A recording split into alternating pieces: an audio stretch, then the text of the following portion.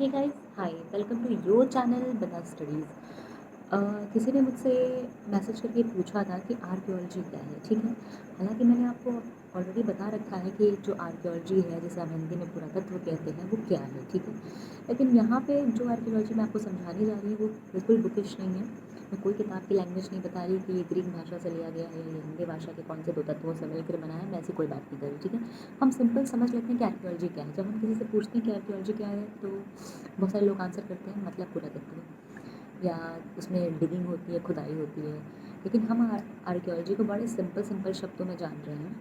ये आपके UGC net में काम आए या ना आए, लेकिन आपका कॉन्सेप्ट ज़रूर क्लियर कर देगा कि आर्कियोलॉजी है क्या। तो जब हम आर्कियोलॉजी की बात करते हैं तो हम किस चीज़ की बात करते हैं। आर्कियोलॉजी मतलब archaeology is just a study of human past, ठीक है ना। आर्कियोलॉजी जो इंसान का अतीत है, ठीक है, उसके उसका विषय है, ठीक है ना। जब कोई आर्कियोलॉजिस्ट है यानी जो पुरातत्ववेत्ता है, वो क्या करता है, वो खुदाई करके मानव का अतीत बाहर निकालता है, ठीक है।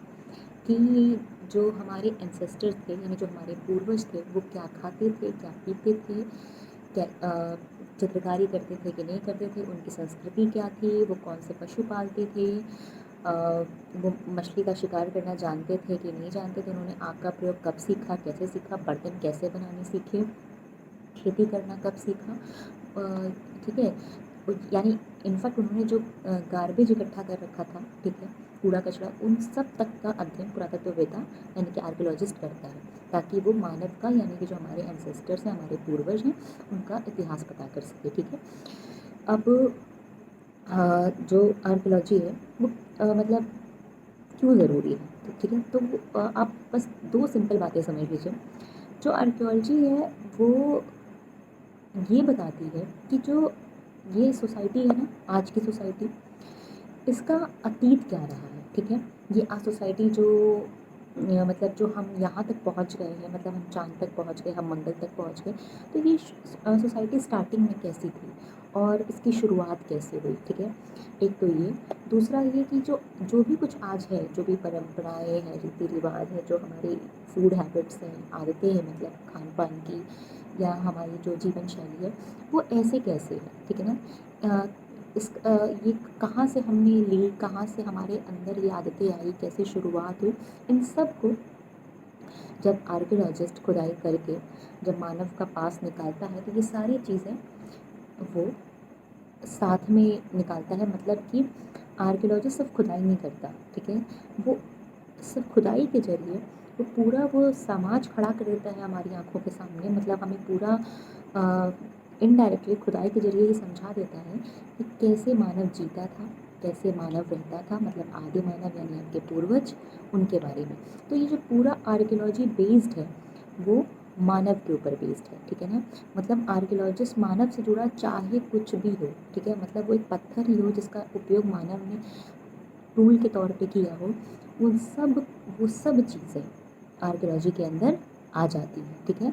तो आर्कियोलॉजिस्ट आर्कियोलॉजी में जो आदि मानव है, जो हमारे एंसेस्टर्स हैं, यानी कि जो हमारा अतीत है, ठीक है, मतलब हमारे एंसेस्टर का जो अतीत है, उन सब की खुदाई करता है, उन सब के बारे में पता करता है, ठीक है। अब हम एग्जाम्पल देखते हैं। जैसे फॉर एग्ज़ाम्पल कि हमें ये पता है ना कि जब इंडिया में 1921 के पहले, ठीक है, जब तक हड़प्पा सभ्यता का पता नहीं चला था, 1921 में हड़प्पा की खुदाई होती है।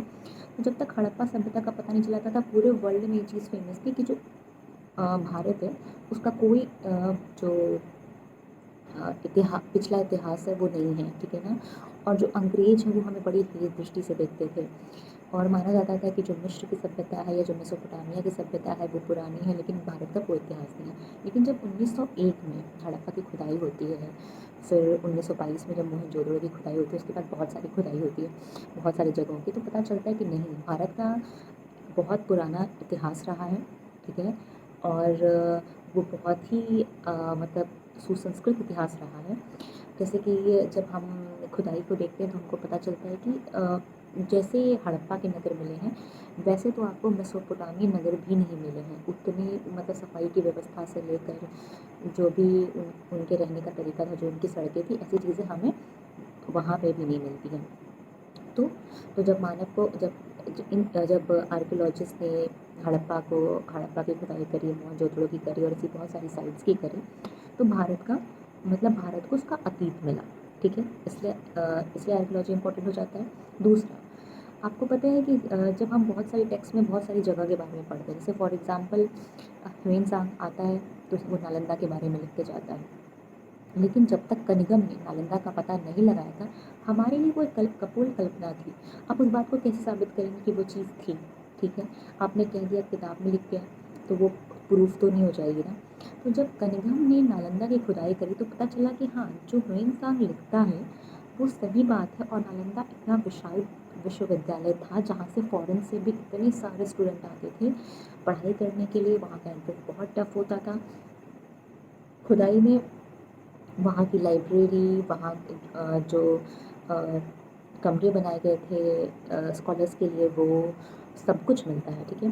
तो जब आप नालंदा देखेंगे तो जब आप नालंदा देखेंगे और उसको टेक्स्ट में पढ़ते हैं तो आप जो जो चीज़ें कपोल कल्पना लगती है ना कि ये बस एक कपोल कल्पना है, बस ये फिक्शन है, वो रियलिटी रही। तो मतलब आर्कियोलॉजी आपके अतीत के बारे में आपको बताता है, ठीक है?